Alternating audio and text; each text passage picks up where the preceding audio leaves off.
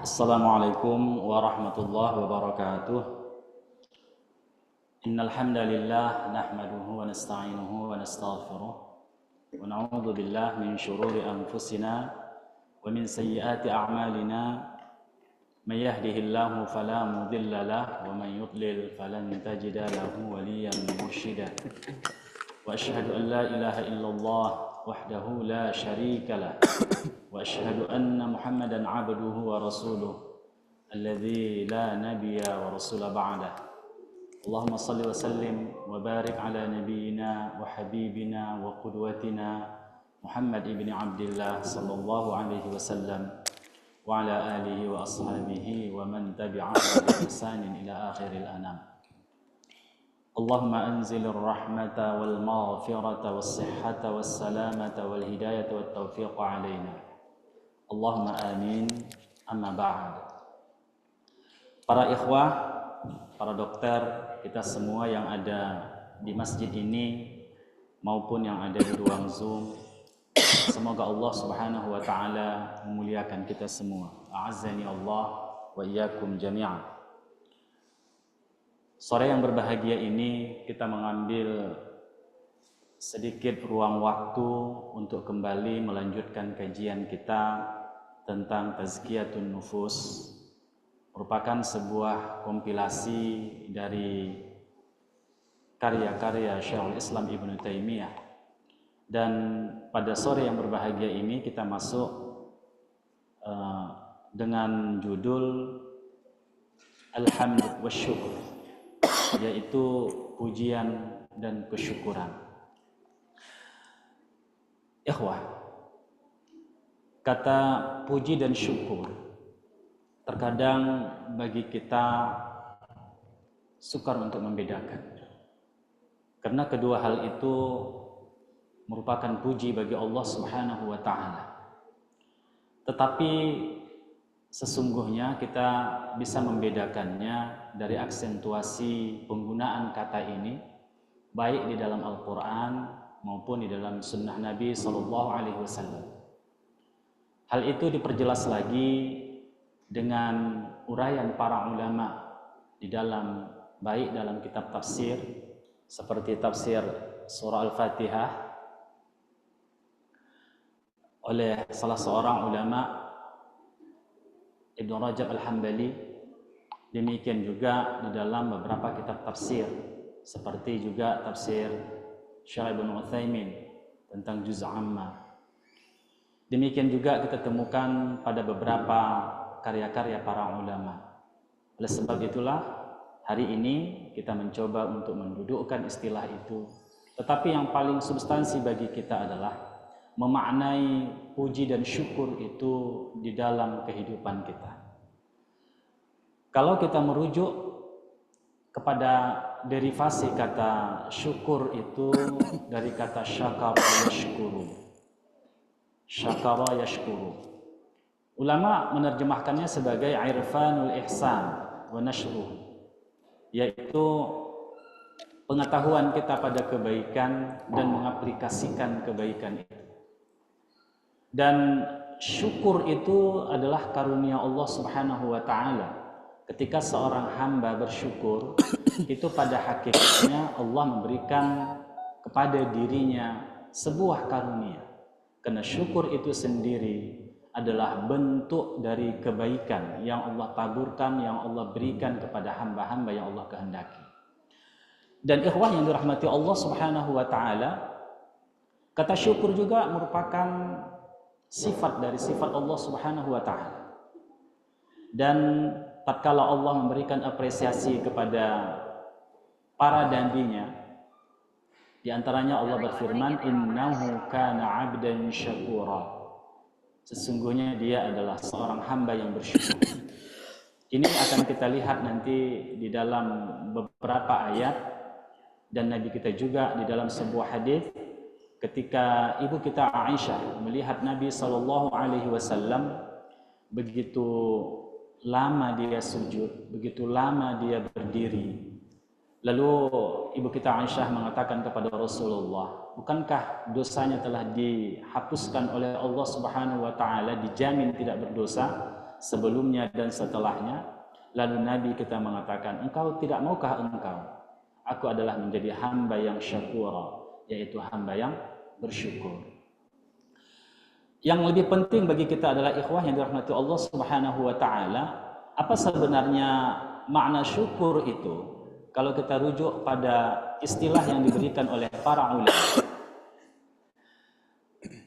Ibnu Qayyim mendefinisikannya di dalam Madarijus Salikin.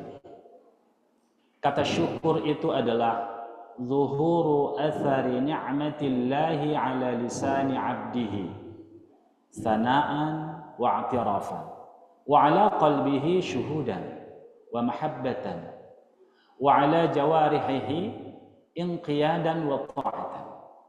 Ini dijelaskan oleh Ibnu Qayyim dalam kitab Madarijus Salikin.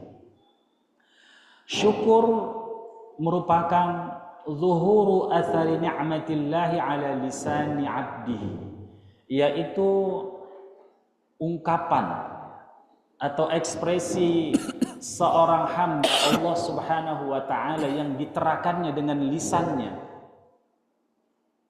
Ketika apa? Ketika Allah memberikan nikmat kepadanya.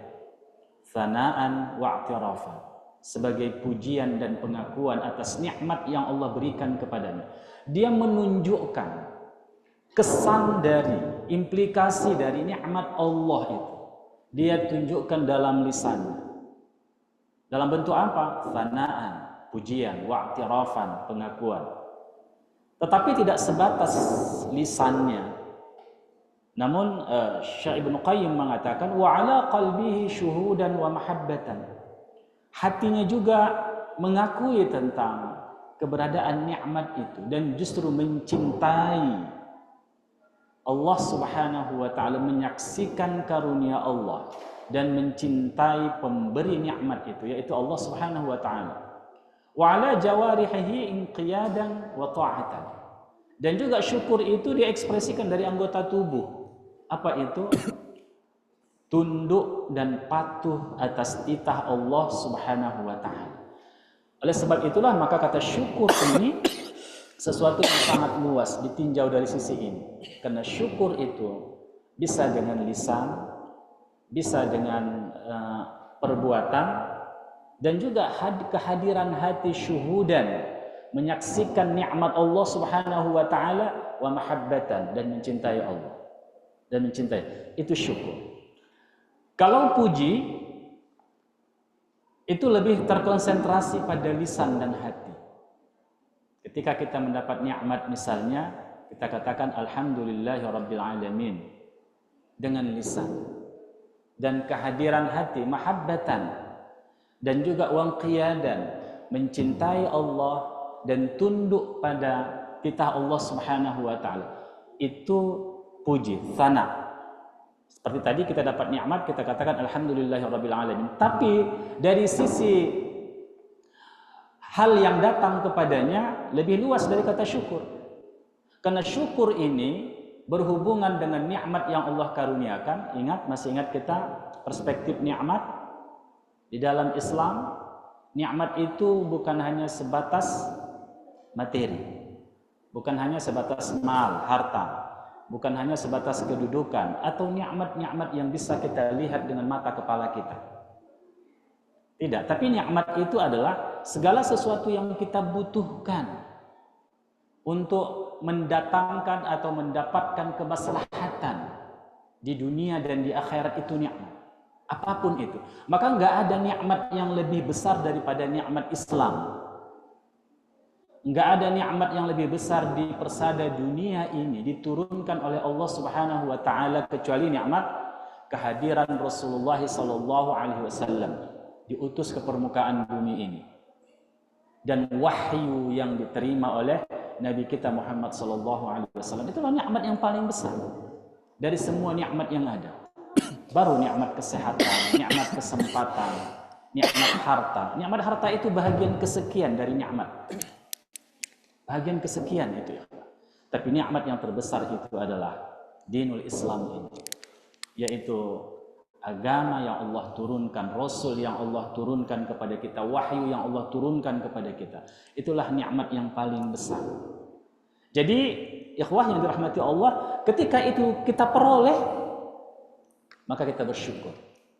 Tapi kalau puji, ala kulli hal, atas segala apapun yang Allah berikan, apakah itu nikmat yang itu mengenakkan kita, kan begitu, ataupun justru sebaliknya, ujian yang Allah berikan, tetap kita memuja Allah Subhanahu wa taala. Alhamdulillah ala kulli hal. Segala puji bagi Allah atas semua keadaan yang ada. Tapi kalau syukur, hanya nikmat yang memberikan efek kebahagiaan dan efek positif, itu syukur. Tapi kalau puji, semuanya. Apakah kita mendapat nikmat materi atau non materi, atau justru bala juga, kita tetap memuja Allah. Karena pada hakikatnya semua takdir yang Allah urai kepada kita itu adalah takdir-takdir kebaikan.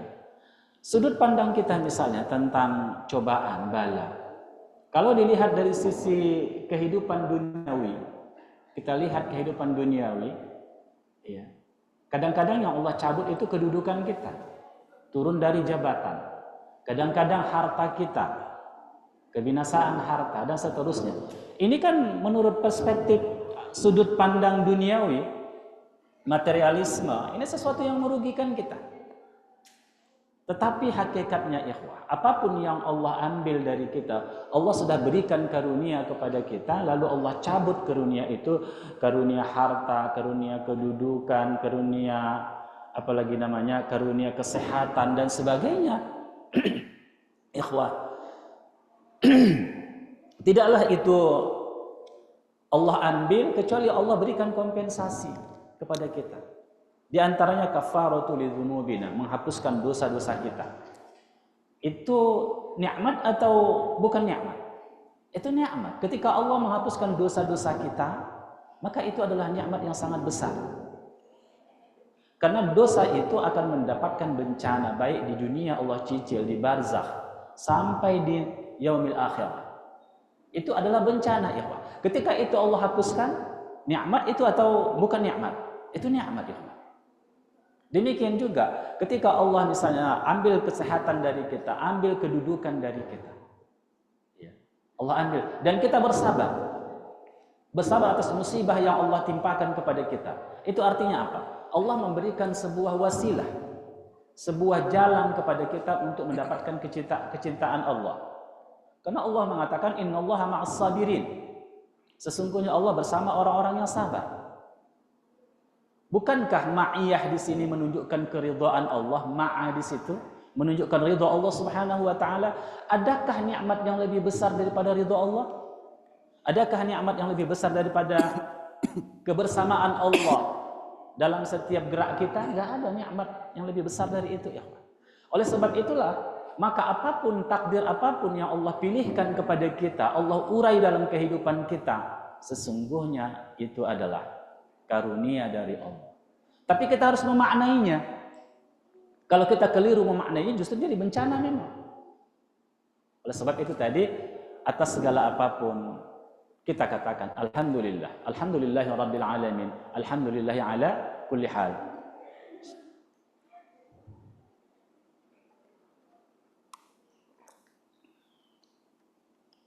Baik ikhwah yang dirahmati Allah Subhanahu wa taala. Jadi itu bedanya syukur. Tapi kalau syukur itu lebih banyak pada aplikasinya pada perbuatan tindakan. Dan tadi tindakan yang dilakukan, ada nikmat yang menurut persepsi atau logika sederhana kita itu adalah kebahagiaan. Itu adalah hal-hal yang bersifat membahagiakan dalam kehidupan dunia. Makanya nanti akan muncullah kita dapat nikmat misalnya, kita dapat rezeki mal misalnya, kedudukan misalnya, ayo datang ke rumah saya mau syukuran, kan begitu kan? Itu dengan perbuatan. Tak pernah orang mengatakan, ayo datang ke rumah kita dalam hal apa itu? Apa kegiatannya? Pujian, kan nggak ada begitu kan? Tapi syukuran. Ini ditatbik dengan amaliyah, diterapkan dengan amaliyah. Jadi ikhwah yang dirahmati Allah Subhanahu wa taala, itu bedanya antara syukur dan puji, alhamd dan puji. Insyaallah akan kita lanjutkan nanti setelah kita memulai bacaan kita terhadap definisi pujian dan syukur yang diberikan oleh Syekhul Islam Ibnu Taimiyah. Tafadhol.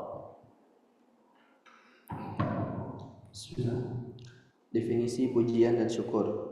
Alhamd mengandung pujian dan sanjungan kepada orang yang dipuji dengan menyebut kebaikan-kebaikannya, baik kebaikan itu diberikan kepada orang yang memuji atau bukan. Iya. Jadi bukan hanya orangnya, tapi zat yang dipuji, ya. Jadi kalau zat yang dipuji bisa dia khaliq, bisa dia makhluk. Jadi kalau pujian itu adalah kepada orang yang dipuji, itu terbatas pada manusia. Tapi kalau dikatakan pada zat yang dipuji, yang memberikan karunia itu, ini masalah penerjemahan saja ya. Nah, jadi bahasa Arab itu nggak ada orang, kata alladzi yang digunakan, jadi terjemahkan dengan orang kan itu. Padahal sebenarnya tidak. Kalau redaksi awalnya adalah kepada zat yang memberikan nikmat. Jadi mencakup. Ya.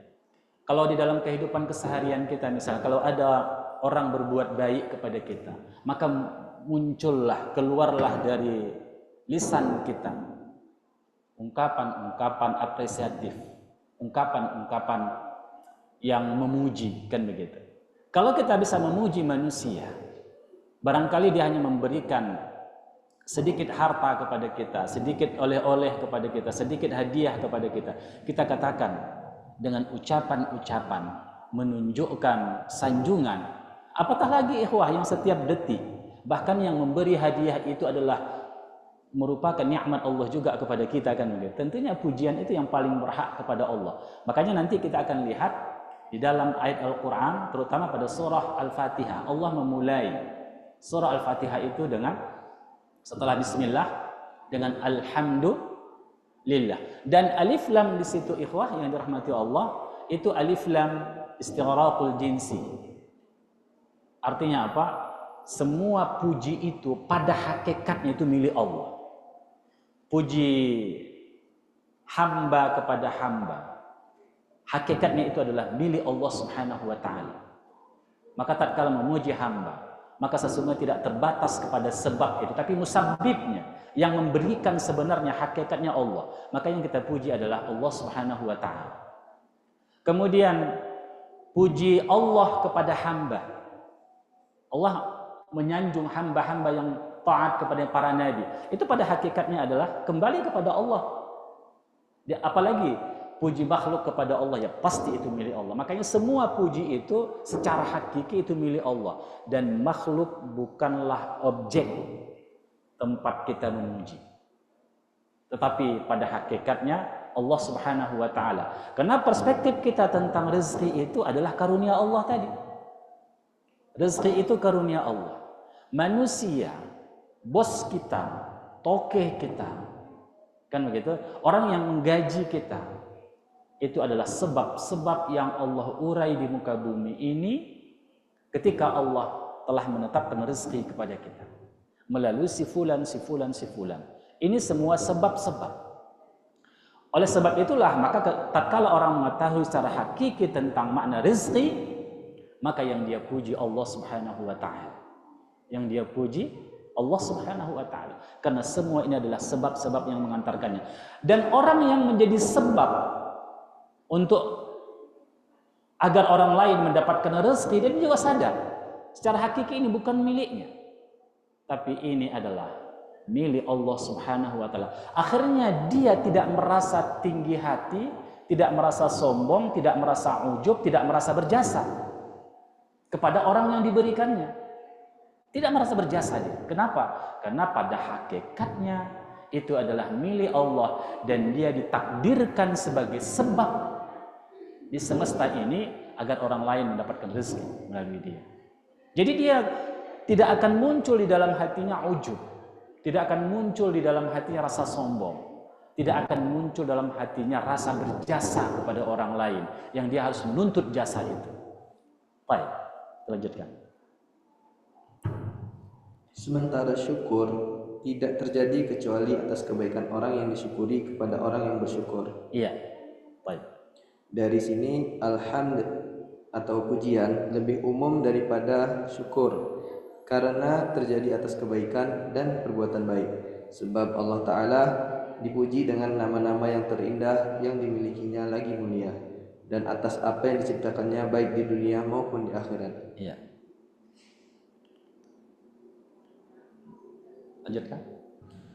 Allah Subhanahu wa taala berfirman dalam surah Al-An'am, A'udzu billahi minasyaitonir rajim. Bismillahirrahmanirrahim. Alhamdulillahilladzi khalaqas samawati wal arda wa ja'ala adh-dhulumati wan nur. Segala puji bagi Allah yang telah menciptakan langit dan bumi dan menjadikannya gelap dan terang. Alhamdulillah, segala puji itu milik Allah. Maka lam di situ adalah ditamlik, menunjukkan kepemilikan. Jadi puji itu secara hakikatnya memang milik Allah Subhanahu wa taala. Dari Allah Subhanahu wa taala, maka dikembalikanlah puji itu kepada Allah Subhanahu wa taala. Alladzi khalaqas samawati wal ard. Allah lah yang menciptakan as-samawat, 7 tingkat langit, wal ard, dan juga bumi. Allah yang menciptakan semua itu. Partikel terkecil apapun Allah yang menciptakan. Terang dan gelap itu Allah yang menciptakan. Manusia membutuhkan gelap, manusia membutuhkan terang. Kalau secara metafor, bahwasanya gelap itu adalah semua bentuk keburukan dan kemaksiatan, wan nur itu adalah hidayah dari Allah Subhanahu wa taala. Ketika Allah memberikan ketika dalam keadaan gelap, lalu Allah memberikan nur kepada seseorang, dia sadar bahwasanya ini adalah karunia Allah.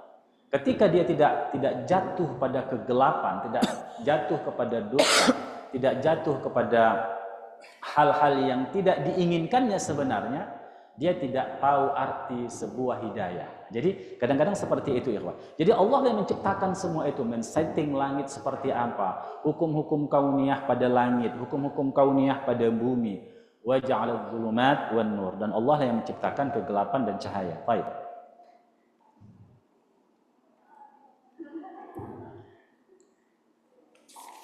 Dalam surah Fatir, Allah Subhanahu wa taala juga berfirman, A'udzu billahi minasyaitonir rajim. Bismillahirrahmanirrahim. Alhamdulillahi fatiris samawati wal ardi ja'ilil malaikati rusulan uli ajnihatin mathna wa thulatha wa ruba' yazidu fil khalqi ma yasha'. Segala puji bagi Allah pencipta langit dan bumi yang menjadikan malaikat sebagai utusan-utusan yang untuk mengurus berbagai macam urusan, yang mempunyai sayap masing-masing, ada yang 2, 3, dan 4. Allah menambahkan pada ciptaannya apa yang Dia kehendaki. Iya, ini syahidnya adalah pada kata alhamdu, puji itu. Jadi memuja Allah Subhanahu wa taala, dan Allah lah sebagai objek pujian itu, karena dialah sebenarnya pencipta langit dan bumi, pencipta para malaikat untuk mengurusi hal ihwal dunia, dan juga termasuk mencatatkan amal-amal kita. Dan Allah akan menambah terus makhluk-makhluk Allah dan terus berkembang seperti apa yang Allah kehendaki. Baik, maka segala puji itu adalah milik Allah Subhanahu wa taala. Syukur tidak terjadi kecuali atas nikmat, dan jika dilihat dari segi ini ia lebih khusus daripada pujian. Akan tetapi rasa syukur akan dapat direalisasikan dengan hati dan seluruh anggota tubuh. Oleh sebab itu Allah berfirman kepada keluarga Daud, A'udzu billahi minasyaitonir rajim. Ya'malu ala Daud syukra. Bekerjalah wahai keluarga Daud untuk bersyukur kepada Allah. Surat Saba ayat 13. Iya, sebagaimana yang kita jelaskan tadi, kalau syukur itu, ikhwah yang dirahmati Allah Subhanahu wa taala, tatbiknya baik pada lisan maupun pada hati, kemudian pada anggota tubuh kita. Lalu syukur itu pada hal-hal yang kita anggap positif, nikmat. Berbeda tadi dengan puji. Kalau puji itu hal-hal yang kita sukai atau yang tidak kita sukai, kita terus memuja Allah. Dan itu bisa kita lakukan tatkala kita tadi tahu hakikat semua yang Allah takdirkan kepada kita, apakah disukai oleh diri kita atau tidak, sesungguhnya itu adalah kemaslahatan untuk kita. Tidak di dunia, itu di akhirat. Tetapi tidaklah Allah memberikan ujian kepada kita, bala kepada kita, kecuali pasti ada kompensasi yang Allah berikan kepada kita. Baik. Demikian pula pujian bisa dengan hati dan lidah, maka dari sisi ini syukur lebih umum dari segi keragamannya, sementara pujian lebih umum daripada sisi penyebabnya. Hal ini didasarkan pada hadis Alhamdulillahi ra'sus syukri faman lam yahmadillah lam yashkuruh. Segala puji bagi Allah adalah inti syukur, maka siapa yang tidak memuji Allah berarti dia tidak bersyukur kepadanya. Iya, jadi alhamdulillahirabbil alamin itu bentuk kesyukuran pada lisan. Mahabbatan itu bentuk syukur pada hati. Kemudian melakukan ketaatan itu bentuk syukur pada perbuatan kita. Ada beberapa catatan para ulama tentang syukur. Kalau Islam ada rukunnya, kalau iman ada rukunnya, kan begitu. Syukur juga punya rukun. Rukun yang pertama itu adalah al-i'tirafu bin ni'mah. Pengakuan kita kepada nikmat yang Allah berikan kepada kita. Ini penting ikhwah yang dirahmati Allah Subhanahu wa taala. Ketika orang bisa memaknai syukur itu sebagai nikmat Allah, pemberian Allah, maka dia tidak akan pernah ujub, tidak akan pernah sombong atas capaian yang diperolehnya, rezeki yang diperolehnya, tidak akan pernah dia sombong. Kenapa? Karena dia sadar bahwasanya itu bukan jerih payah tangannya, kakinya, otaknya, tidak itu. Tapi dari karunia Allah Subhanahu wa taala. Oleh sebab itulah maka para ulama mengatakan rukun yang pertama yang harus dipahami oleh kita dalam konteks syukur adalah al-i'tiraf. Mengakui. Al-i'tiraf bin ni'mah. Mengakui tentang nikmat Allah Subhanahu wa taala. Ini sebagaimana ya hadis diriwayatkan Imam Bukhari dan Imam Muslim ya.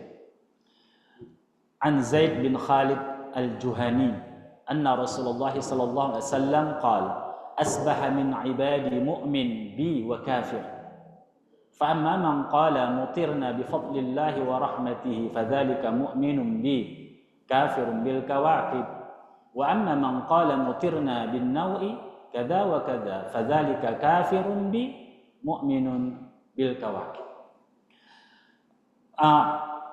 Pada pagi hari seorang hamba yang beriman, seorang hamba min ibadi mu'min bi wa kafir, ada yang dia mukmin, ada dia yang mengingkari nikmat Allah. Kalau ada turun hujan misalnya, dia mengatakan hadza min fadlillahi wa rahmatihi. Ini merupakan karunia Allah dan rahmat Allah Subhanahu wa taala. Apa itu? Sebuah pengakuan. Hujan yang Allah turunkan itu adalah bi fadlillah, karunia Allah Subhanahu wa taala, wa rahmatih, dan bentuk kasih sayang Allah. Artinya apa? Dia menisbatkan nikmat yang turun itu dari Allah. Seperti orang misalnya, dia ke kantor mengambil gajinya. Kalau sekarang transfer aja ya. Misalnya adalah yang diambilnya. Maka dia katakan, ini adalah bi fadlillahi wa rahmatih. Ini karunia Allah Subhanahu wa taala. Ini nikmat dari Allah Subhanahu wa taala, kasih sayang Allah Subhanahu wa taala. Mukmin bi, dalam konteks hujan tadi, mukmin bi kafirun bil kawakib. Dia beriman kepada Allah dan kafir kepada rasi-rasi bintang.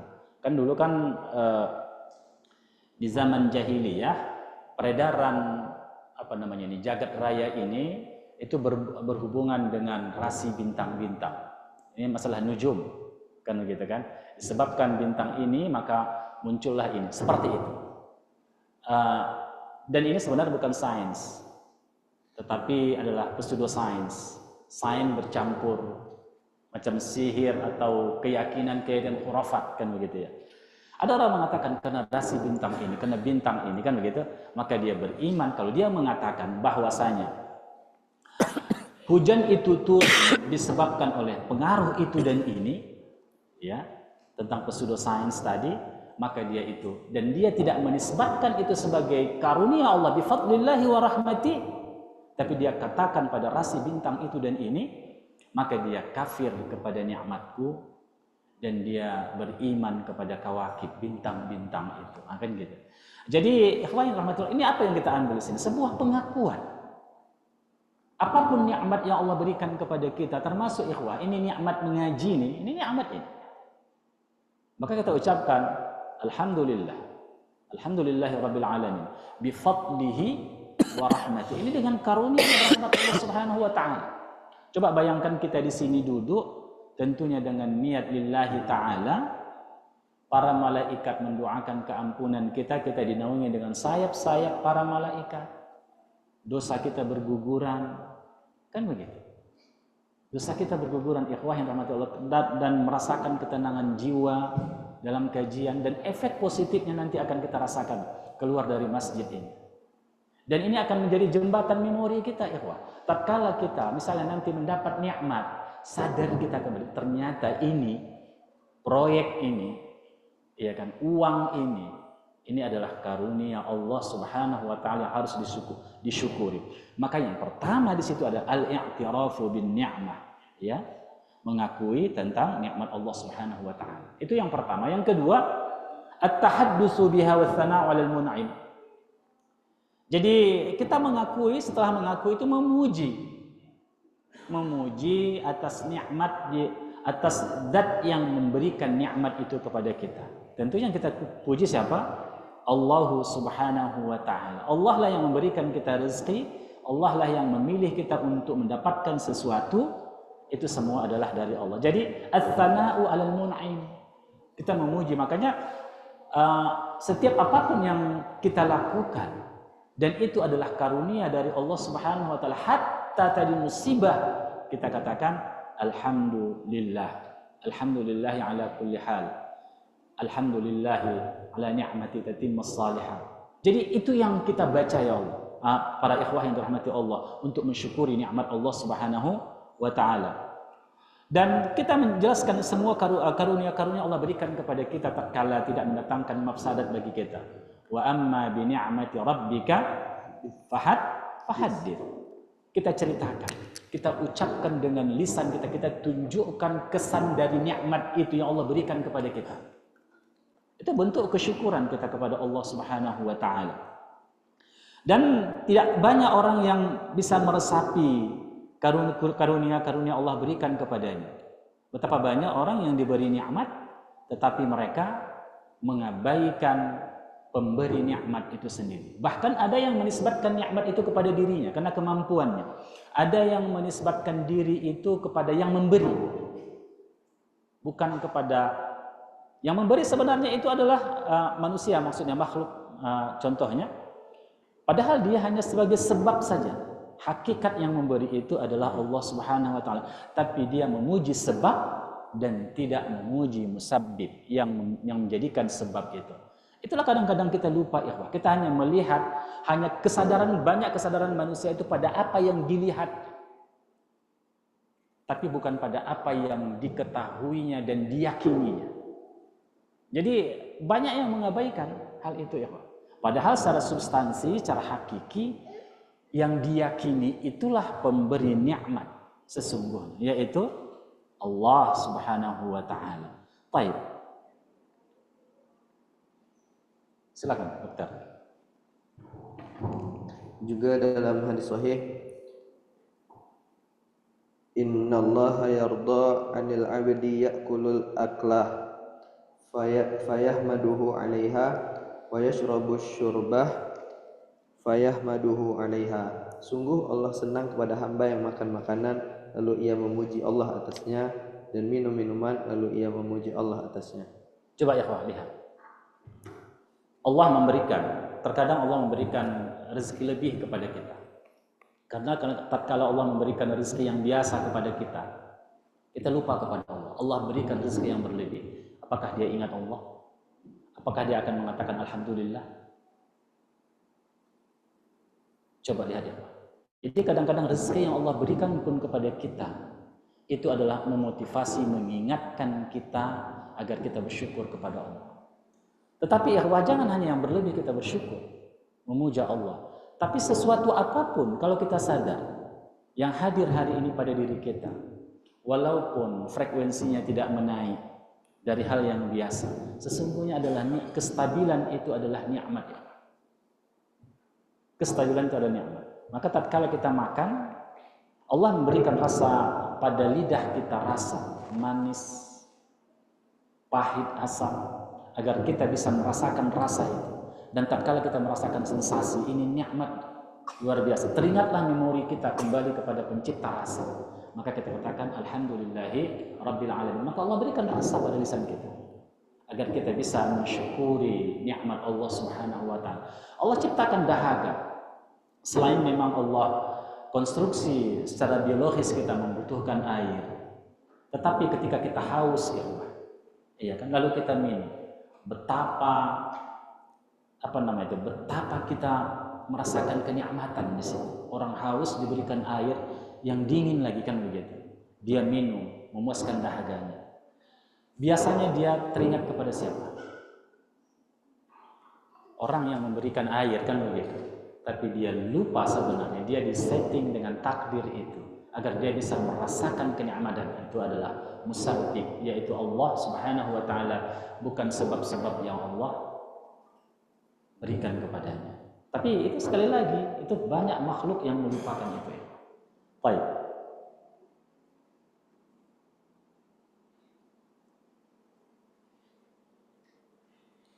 Bersyukur kepada Allah Subhanahu wa taala. Coba lanjutkan. Bersyukur kepada Allah dilihat dari berbagai segi, maka segala kebaikan itu datangnya dari Allah dan keburukan itu dari diri sendiri. Bagaimanapun kondisi seorang hamba, maka ia harus tetap mensyukurinya, sebab dialah yang paling berhak untuk disyukuri secara sempurna dan tidak berharap kecuali hanya kepadanya. Iya, jadi semua peristiwa yang terjadi di muka bumi ini harus kita syukuri. Apakah kita suka atau tidak secara syahwatiyah kita, ya. Tapi pada hakikatnya tadi itu adalah settingan Allah Subhanahu wa taala kepada kita. Tatkala Allah memberi, kita bersyukur kan? Tatkala orang mengambil, kita teringat Allah Subhanahu wa taala tidak? Maka Allah berikan gelombang kehidupan bagi kita agar syukur itu hidup dalam keseharian kita, ya. Wahai rahmat Allah Subhanahu wa taala. Termasuk ya, mengantuk juga. Mengantuk itu adalah nikmat. Tidur itu adalah nikmat. Betul tidak? Kalau kita tak mengantuk bagaimana? Enggak tahu kita sedang capek kan gitu. Enggak tahu kita tubuh kita membutuhkan istirahat dan seterusnya. Maka memang ritme-ritme seperti itu yang Allah berikan sebagai karunia Allah. Namun banyak orang yang ketika misalnya sedang ngaji, dia ketiduran misalnya, dicercakan begitu. Tidak, saudara, dia sedang mendapat nikmat. Tubuhnya berbicara, kan begitu ya. Jangan dicerca, itu nikmat dari Allah Subhanahu wa taala. Tapi jangan belajar ngaji tidur, itu jadi problem kan begitu. Itu pasti ada unsur-unsur makhluk yang lain gitu. Baik ya, saya sedikit hanya ingin memberikan sebuah wejanganlah kepada kita ya tentang masalah ini. Jadi tubuh kita juga ritme kehidupan itu, sakit itu begitu juga, tidur itu begitu juga. Semua itu karunia Allah. Maka kita tidak boleh mencerca tidur, tidak boleh mencerca sakit, karena itu adalah karunia dari Allah Subhanahu wa taala. Tetapi ini tadi dijelaskan, merupakan adab kita, akhlak kita, bahwasanya semua yang baik itu datangnya dari Allah Subhanahu wa taala. Datangnya dari Allah Subhanahu wa taala. Tetapi nisbat semua keburukan itu efek dari perbuatan kita. Karena kita diberikan oleh Allah Subhanahu wa taala ikhtiar untuk memilih A atau B, al-haq atau batil. Sudah Allah berikan kepada kita kemampuan itu, kemampuan analisis. otak kita, mukh kita, kemampuan untuk untuk memilih, menangkap secara spiritual, itu ada hati kita, hal-hal yang bersifat ghaib. Jadi semua potensi itu sudah Allah karuniakan kepada kita. Sekarang bagaimana kita menggunakan? Oleh sebab itulah maka tatkala kita memilih sesuatu yang buruk, maka itu dibebankan kepada diri kita, bukan kepada Allah Subhanahu wa taala. Baik.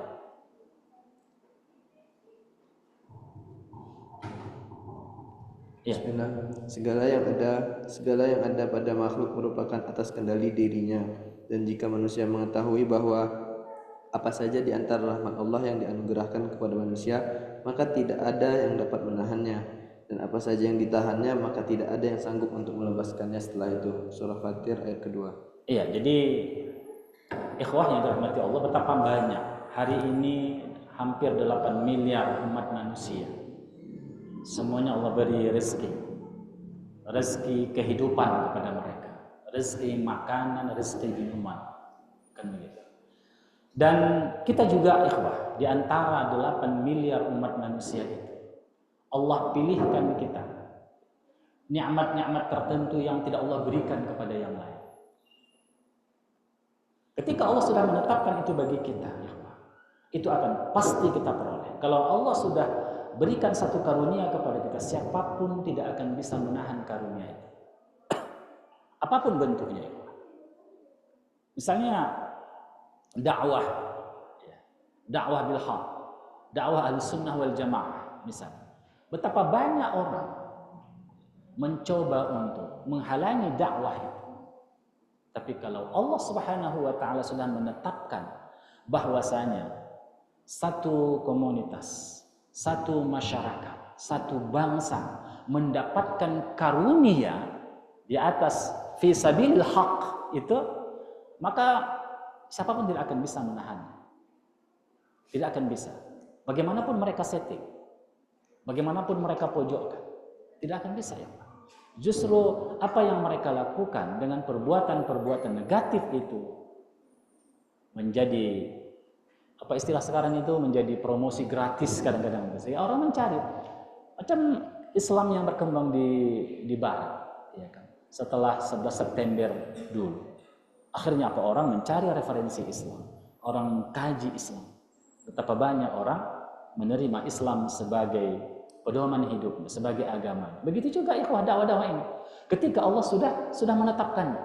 Tapi ketika Allah Subhanahu wa taala tidak berkenan memberikan itu kepada seorang hamba, bagaimanapun kita mengajaknya, walaupun dia di lokus kajian, misalnya hadir dia di kajian, kalau misalnya dakwah kan begitu.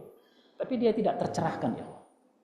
Dia tidak tercerahkan. Tapi banyak orang yang di sudut-sudut sana, yang sayup-sayup mendengar dakwah itu, dia terima. Dia terima. Kenapa? Ketika Allah berikan karunia. Oleh sebab itulah maka tatkala Allah berikan nikmat kepada kita, kita syukuri. Dan nikmat yang paling kita syukuri adalah nikmat Islam ini. Nikmat hidayah. Nikmat taufik yang Allah berikan kepada kita. Itulah karunia yang paling besar, ya Allah. Dengan nikmat itulah kita bisa merasakan hidup ini bahagia. Walaupun masalah banyak, problem banyak, tapi kita bisa menikmati hidup. Kenapa? Ala inna awliya Allah la khaufun alaihim wa lahum yahzanun. Karena Allah pastikan itu. Para wali-wali Allah itu, orang-orang yang beriman dan bertakwa itu, orang-orang yang berjalan di atas kebenaran itu, la khaufun alaihim wa lahum yahzanun. Dia hilang dari anxiety, dia hilang dari kecemasan yang berlebihan dalam hidup.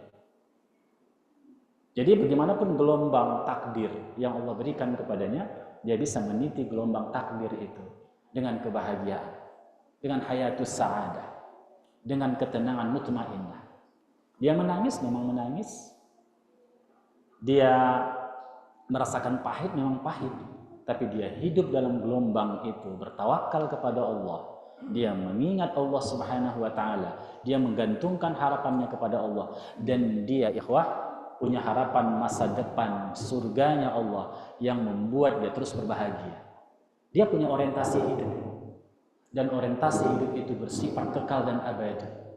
Orientasi hidup itu adalah sesuatu yang tidak bisa digambarkan hari ini, karena surga itu ma la 'ainun ra'at wa la udhunun sami'at.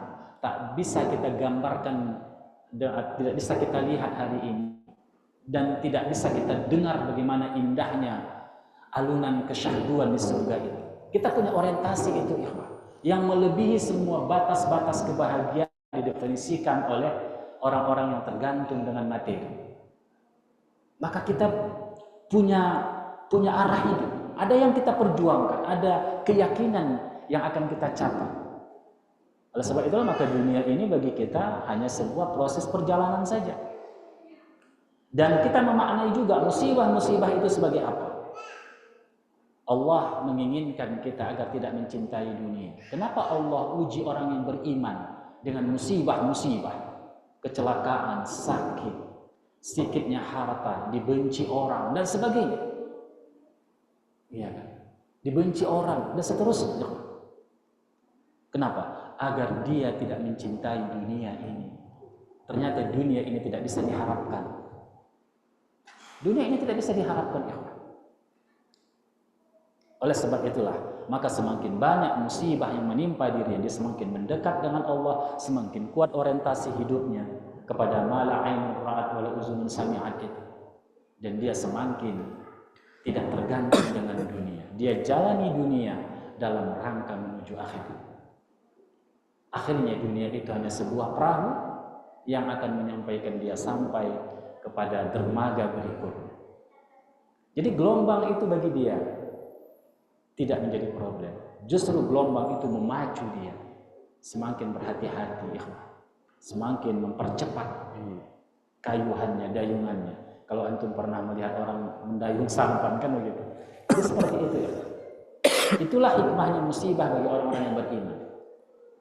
Itulah hikmahnya cobaan bagi orang-orang yang beriman, agar mereka tidak punya harapan besar kepada dunia, agar mereka tidak mencintai dunia ini. Karena dunia ini bukanlah tempat kita berbahagia secara hakiki. Gelombang hidup kita terus akan merangkak, dan siapapun tidak akan pernah menikmati dunia ini secara stabil, tidak. Dan akhirnya mereka akan menemui kematian, dan mereka akan menemui sakaratul maut.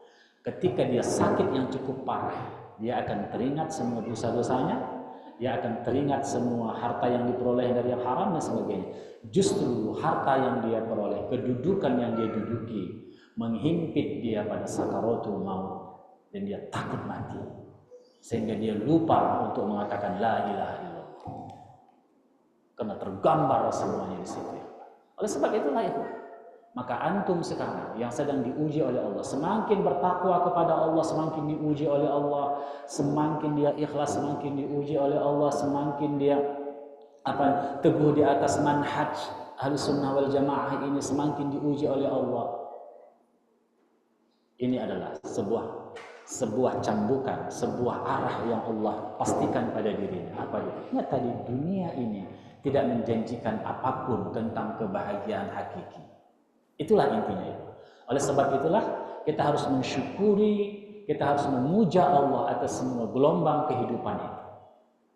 Tatkala kita diberi harta, diberi rezeki, diberi hadiah dan seterusnya, kita katakan alhamdulillahirabbil alamin, dan kita bersyukur kepada manusia, jazakallahu khairan, dalam rangka kita memuja Allah Subhanahu wa taala. Baik. Masih ada waktu? Sampai 10 menit lagi. 10 menit lagi. Tapi ada tanya jawab. Ya, ada pertanyaan ya, silakan. Ya, menunggu ada pertanyaan, bisa tambahkan sedikit lagi. Allah Subhanahu wa taala itu menisbatkan dirinya sebagai syakir, syakur, dari derivasi kata syakara. Innallaha ghafurun syakur. Sesungguhnya Allah Maha Pengampun dan Maha Berterima Kasih. Apa maknanya berterima kasih di sini? Tentunya adalah maknanya ridha Allah Subhanahu wa taala, keampunan yang Allah berikan kepada hamba-hambanya yang bersyukur. Wallahu syakurun halim. Allah itu syakur dan halim. Artinya apa? Allah Subhanahu wa taala tidak menyia-nyiakan amal kebaikan orang-orang yang berbuat baik. Bahkan orang kafir sekalipun, kalau dia berbuat baik kepada makhluk-makhluk Allah, walaupun dia tidak mendapatkan surga Allah, tapi di dunia Allah berikan ketenangan kepadanya. Ketenangan dalam pengertian tatkala dia memberi, dia merasa bahagia dengan pemberian itu. Dia merasa bahagia dengan pemberian itu, ya.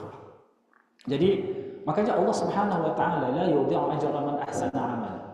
Allah tidak akan menyia-nyiakan amal kebaikan yang dilakukan oleh manusia. Dan kemudian ikhwah yang rahmati Allah Subhanahu wa taala, syukur itu juga sifat para nabi. Itu adalah sifat para nabi. Nabi yang Allah, Rasul yang Allah utus ke muka bumi ini, dzurriyyata man hamalna min Nuhin innahu kana 'abdan syakura. Jadi Nuh itu Allah sebut sebagai hamba yang bersyukur. Ini kan sebuah apresiasi menisbatkan sifat Allah kepada makhluk ini. Ini adalah bentuk pujian yang Allah berikan. Sebutannya sama tapi tentu sifatnya berbeda, ikhwah ya. Kemudian Allah memerintahkan kita untuk bersyukur. Ini menjadi penting bagi kita karena ada perintah Allah bagi kita untuk bersyukur itu. Kalau Allah perintahkan kita bersyukur, tidak ada yang mengeksepsionalkan, yang mengecualikannya, maka perintah itu menjadi wajib. Fadhkuruni adzkurkum. Sebut kamu, aku ingat kamu, aku kata Allah, aku akan mengingat kamu. Washkuruli wala takfurun. Bersyukurlah kamu kepadaku kata Allah. Wala takfurun, dan jangan kamu kafir, jangan kamu ingkari nikmat-nikmat Allah. Ya, yakini hari ini semua nikmat itu. Jadi Allah perintahkan bersyukur itu adalah perintah Allah Subhanahu wa taala. Bahkan juga dalam firman Allah pada surah Luqman itu kan, "Wawassayna al-insana biwalidayhi hamalathu ummuhu wahnan 'ala wahnin wa fisaluhu fi 'amaini an ishkur li." Gitu kan? Syukurlah kepadaku waliwalidayka, dan berterima kasihlah kepada kedua orang tuamu. Ilayyal masir, kepadakulah kamu akan kembali. Banyak sekali ya perintah Allah untuk bersyukur. Termasuk Allah juga memerintahkan untuk beribadah dan menjadi orang yang bersyukur. Balillaha fa'bud wa kum minasyakirin. Bahkan beribadahlah kamu kepada Allah dan bersyukurlah, dan jadilah kamu dari orang-orang yang syakirin. Syakirin itu bukan hanya tentatif, hari ini bersyukur dia tidak. Syakirin itu kata sifat, ismul fa'il, kata sifat. Artinya apa? Kita diperintahkan untuk memiliki sebuah karakter bersyukur. Kalau itu menjadi karakter, menjadi sifat kita, artinya itu menjadi memang perangai kita, perilaku kita itu syukur. Bukan kita hanya diperintahkan untuk bersyukur secara tentatif, tidak, tapi sepanjang hidup kita, dan akhirnya syakir itu menjadi sifat kita. Maka Allah katakan, wa kum minasyakirin, jadilah engkau dari golongan hamba-hamba Allah yang bersyukur, memiliki sifat bersyukur. Dan juga ya Pak, hal yang paling kita butuhkan, yang paling sering kita lakukan, ini kadang-kadang mengabaikan kita untuk bersyukur. Betul tidak itu? Karena sudah biasa, akhirnya kita tidak menganggap itu satu sensasi, sesuatu yang yang sangat menarik perhatian kita. Contohnya apa ya? Ada firman Allah SWT, ya ayyuhalladzina amanu, wahai orang-orang yang beriman, kulu min thayyibati ma razaqnakum washkuru lillahi in kuntum iyyahu ta'budun. Makan kamulah yang baik-baik. Ma razaqnakum, yang telah kami rezekikan kepada kamu, washkuru lillahi. Karena makan dan minum itu sesuatu yang kita biasakan dan orang jarang mensyukuri itu. Lalu Allah perintahkan mereka ya untuk memakan rezeki-rezeki yang baik itu dan bersyukur kepada Allah. Dan Allah hubungkan in kuntum iyyahu ta'budun. Ternyata ada korelasi antara syukur itu dan beribadah kepada Allah. In kuntum iyyahu ta'budun. Ada catatan berikutnya. Jika kamu beribadah kepada Allah, kamu harus bersyukur atas semua karunia Allah Subhanahu wa taala. Jadi kita meyakini tauhid rububiyah Allah, Allah menciptakan semua rezeki ini, tapi juga kita harus menegaskan berikutnya kewajiban kita untuk beribadah kepada Allah Subhanahu wa taala. Dan itu merupakan sifat orang yang beriman. Sebagaimana dikatakan oleh Nabi SAW, ini orang beriman ini kan luar biasa ini, ajaban li amril mu'min. Kan begitu? Kalau dia mendapatkan kebaikan dia bersyukur, mendapatkan musibah dia bersabar. Jadi ikhwan yang dirahmati Allah, ini menunjukkan apa? Karakter orang yang beriman. Jadi syukur itu adalah karakter orang beriman. Kalau ada orang yang tidak mensyukuri nikmat, itu adalah menunjukkan hilang dimensi, sisi-sisi dimensi keimanan pada diri. Lalu syukur itu akan mendatangkan ridha Allah kepada kita. Dan Allah katakan, wa in tashkuru yardahu lakum. Kalau kamu bersyukur kepada Allah, Allah akan meridhai kamu. Oleh sebab itulah ikhwan Allah, kalau ada nikmat kita peroleh, selalu kita bersyukur kepada Allah. Ingat, syukur itu bukan hanya ucapan alhamdulillah. Beda tahmid, beda alhamdulillah dan asyukur. Syukur itu apa? Syukur itu pada lisan kita mengucapkan alhamdulillahirabbil alamin, pada hati kita mahabbatan lillah, mencintai Allah, dan pada perbuatan kita mentaati Allah Subhanahu wa taala. Dan demikian juga Allah hubungkan orang yang tidak bersyukur dengan azab. Wa ma yaf'alullahu bi'adzabikum in syakartum wa amantum. Jadi Allah Subhanahu wa taala dia tidak akan mengazab hamba itu kalau dia bersyukur. Dan kalau dia beriman dan bersyukur, Allah tidak akan azab. Dan nikmat itu akan Allah beri. Tapi ingat tadi, nikmat itu perspektif kita orang yang beriman adalah segala sesuatu yang kita butuhkan untuk hidup bahagia di akhirat dan di dunia. Kan gitu kan? Itu nikmat. Dan itu akan Allah tambah. Mungkin harta kita tak bertambah, bahkan mungkin berkurang, tetapi ada nikmat yang lain yang Allah berikan kepada kita. Apa itu? Ketika kita mensyukuri nikmat Allah. Wa idz ta'adzana rabbukum la in syakartum la azidannakum. Jadi kalau kamu mensyukuri nikmat Allah, pasti Allah tambah itu. Pasti Allah tambah. Dan juga Allah adalah akan membalasi bagi orang-orang yang bersyukur. Wa najzillahu syakirin. Allah akan berikan balasan yang banyak kepada orang-orang yang bersyukur. Itu pasti. Maka di penghujung kajian kita hari ini, tema syukur ini sebenarnya bukan tema sederhana ya. Walaupun sering kita katakan memuja, puji, alhamdulillah, tahmid, kan begitu, dan syukur. Tapi sesungguhnya ini adalah tema yang luar biasa bagi kehidupan kita. Dan orang yang bersyukur akan bisa memahami banyak hal dari sisi-sisi kehidupan yang Allah setting dengan gelombang-gelombang itu. Itulah kesyukuran dan tahmid kepada Allah Subhanahu wa taala. Baik. Ada pertanyaan?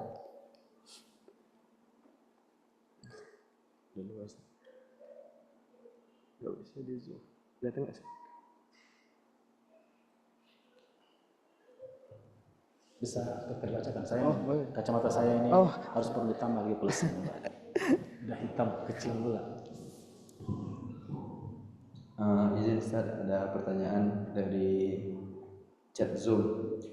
Assalamualaikum warahmatullahi wabarakatuh. Waalaikumsalam warahmatullahi wabarakatuh. Semoga Ustaz dan kita semua dirahmati oleh Allah Subhanahu wa taala. Allahumma amin. Jazakallahu khairan. Izin bertanya Ustaz, saya bekerja sebagai konsultan divisi keuangan. Ketika sesi motivasi dengan orang-orang divisi keuangan yang saya tangani, saya sering mengatakan sebuah pernyataan bahwasannya yang membuat kita bisa mendapatkan kepercayaan untuk pegang divisi keuangan yang utama adalah kejujuran kita dan kredibilitas kita. Saya jadi terfikir apakah pertanyaan dari kalimat tersebut adalah unsur menafikan Allah? Mohon penjelasannya Ustaz. Syukran. Iya, apakah itu tidak menunjukkan rasa syukur? Jadi ikhwan yang rahmati Allah Subhanahu wa taala, kita harus bedakan hakikat dengan sesuatu yang menjadi sebab. Semua sesuatu ini harus hadir di dalam kesadaran kita. Itu hakikatnya Allah yang memberi. Dan itu memang harus hadir juga dalam lisan kita. Kadang-kadang begini, kita memutus keyakinan itu hanya bertumpu pada sebab-sebab. Bertumpu pada sebab-sebab. Dan tidak menggantungkan pada musabbib yang memberikan sebab. Ini yang bahaya. Tapi ketika seorang mengatakan, antum perlu membangun kredibilitas. Dan itu memang perintah Allah Subhanahu wa taala. Misalnya berlaku adil. i'dilu wa aqrabu littaqwa. Adillah kamu, itulah yang lebih mendekatkan kamu kepada ketakwaan. Kan begitu kan? Memang harus membangun kredibilitas pribadi, karakter kita, kejujuran tentang sidqah. Ya, itu akan mendatangkan pada kebaikan. Kejujuran itu akan mendatangkan pada kebaikan. Itu akan mengantarkan pada surga Allah Subhanahu. Memang harus membangun kejujuran. Tapi harus ada kesadaran. Kita tidak akan bisa berlaku adil kecuali itu karunia Allah. Dan kita tidak akan bisa berlaku jujur kecuali itu karunia Allah. Tapi bukan menafikan usaha kita sebagai manusia, ikhtiar, tidak. Ingat tadi diberikan Allah potensi kepada kita. Kenapa Allah berikan otak kepada kita, al-mukhu, akal, hati kepada kita? Itu kan sebuah alat, sebuah perangkat untuk memilih apapun yang ada di hadapan kita, termasuk menjadi orang jujur atau tidak jujur, orang yang adil atau tidak adil. Dan perangkat ini harus digunakan, ya. Tapi perangkatnya tidak akan efektif bekerja ketika Allah tidak memberikan pertolongan kepada kita. Jadi apapun yang kita ucapkan dalam hal ikhtiar kemanusiaan kita harus kita hubungkan dengan Allah. Oleh sebab itulah maka di akhir pertemuan katakan kita menyerahkan diri kepada Allah dan minta pertolongan Allah Subhanahu wa taala agar kita benar-benar bisa menjalankan konsep-konsep kebaikan. Itu bahasa motivator saya nggak tahu lah kan begitu ya. Jadi bisa menjalankan semua konsep-konsep kebaikan itu biiznillah, dengan izin Allah Subhanahu. Jadi kita orang yang beriman apapun dia, itu tidak bisa melepaskan diri dari sebuah keyakinan, sebuah kesadaran. Semuanya itu biiznillah, dengan izin Allah Subhanahu wa taala. Baik. Izin Ustaz, satu pertanyaan lagi. Assalamualaikum Ustaz. Assalamualaikum Ustaz. Ana tidak bermaksud menilai seseorang dari baik buruknya, namun Ana melihat dari kacamata atau sudut pandang Ana sendiri. Allah itu tidak akan menyia-nyiakan kebaikan manusia.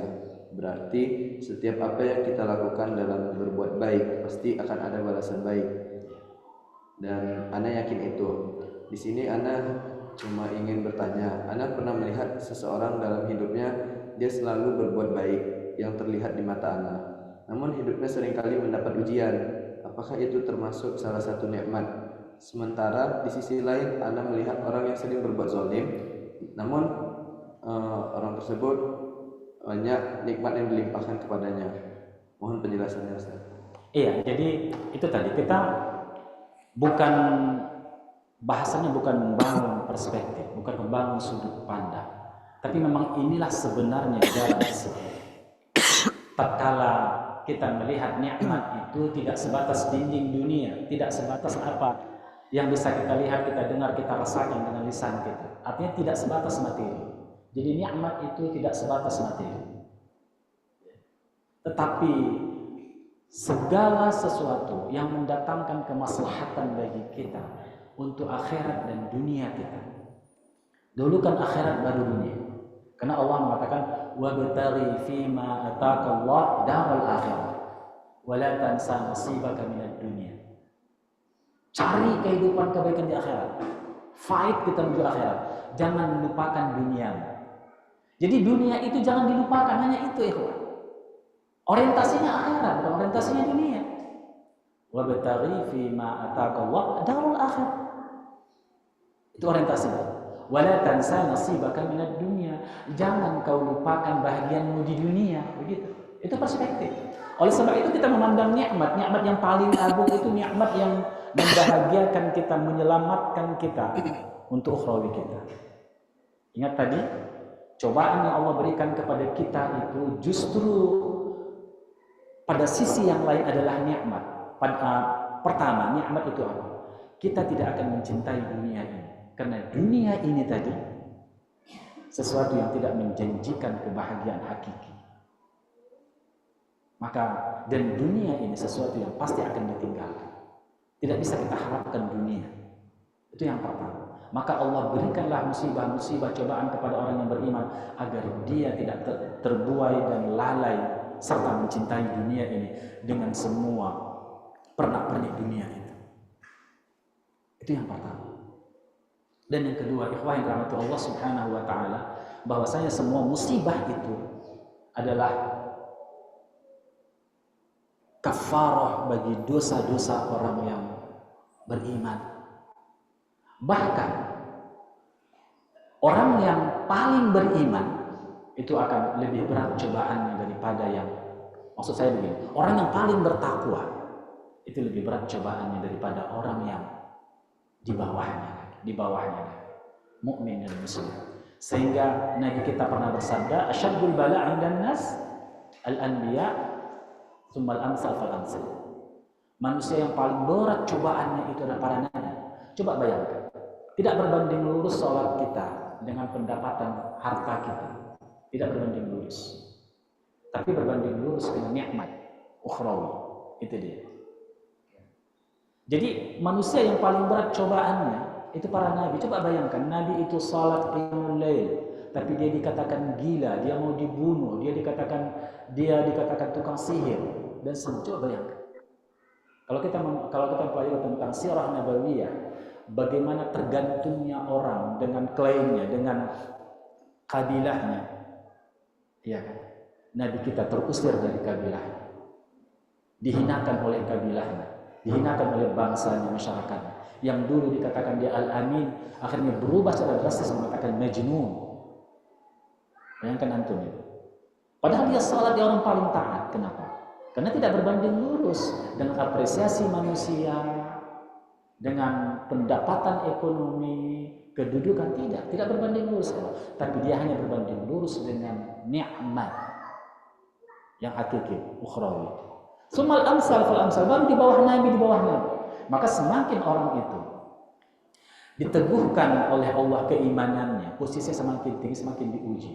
Kan sering kita jelaskan bahwasanya kapan orang, kalau dulu kan ada gelar itu namanya doktoranda, Pak, gitu dulu ya. Sekarang kata apa gelarnya ya kan begitu. Kapan orang baru bisa mendapatkan gelar doktorandus itu?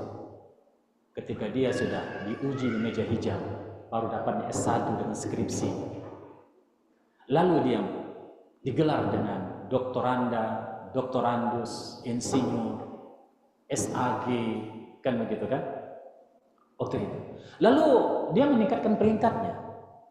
Dia mengambil S2, strata 2. Dia harus mengerjakan tesisnya. Dan dia akan diuji lagi di meja hijau. Iya kan? Kapan dia baru bisa mendapatkan gelar MA, magister? Kapan itu baru diperoleh?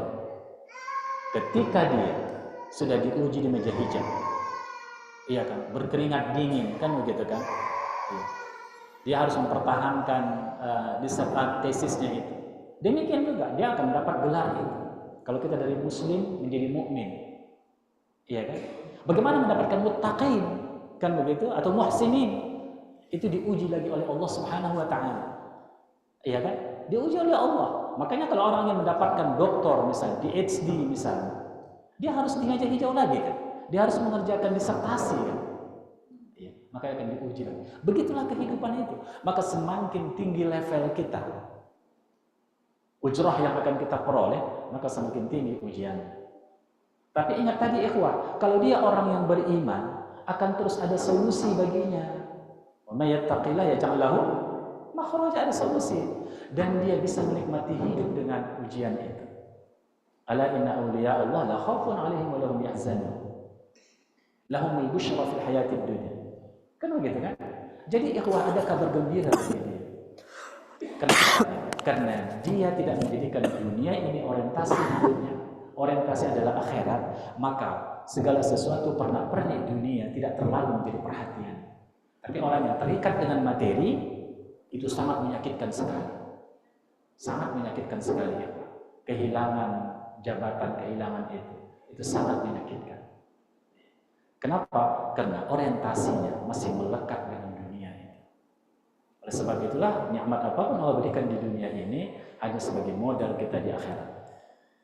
Kaidah yang pernah kita bahas dulu, dunia darul ibtila wal akhiratu darul jaza.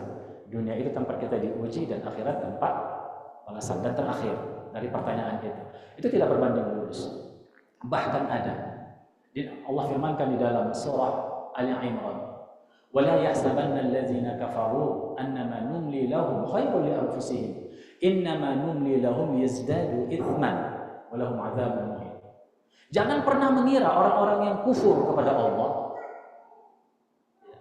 wala yahsabanna allazina kafaru annama numli lahum khairul li anfusihim, kami biarkan mereka hidup mewah di muka bumi ini, itu lebih baik bagi dirinya. Oh tidak, kata Allah. Allah berikan nikmat itu banyak kepada mereka sebagai istidraj, agar apa? Dia akan mendapatkan azab yang menghinakan di akhirat. Dia berbangga dengan dunianya, tapi di akhirat dia sangat hina, ya Allah. Itu makanya.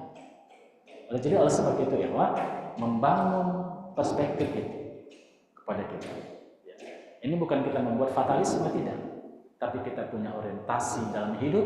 Kita memiliki sesuatu yang harus kita perjuangkan di dalam hidup, dan itu sesuatu yang tidak bisa kita gambarkan hari ini, karena betapa dahsyatnya nikmat itu. Ma la 'ainun ra'at wa la udhunun sami'at, tak bisa dilihat oleh mata dan tidak bisa ditamsilkan dengan pendengaran telinga. Itulah surga Allah Subhanahu wa taala. Baik, demikian saja. Subhanakallah bihamdik, asyhadu an la ilaha illa anta, astaghfiruka wa atubu ilaik. Mohon maaf atas segala kekurangan yang ada. Subhanakallah bihamdik, maratan saniyah. Subhanakallah bihamdik, asyhadu an la ilaha illa anta, astaghfiruka wa atubu ilaik. Wassalamualaikum warahmatullahi wabarakatuh.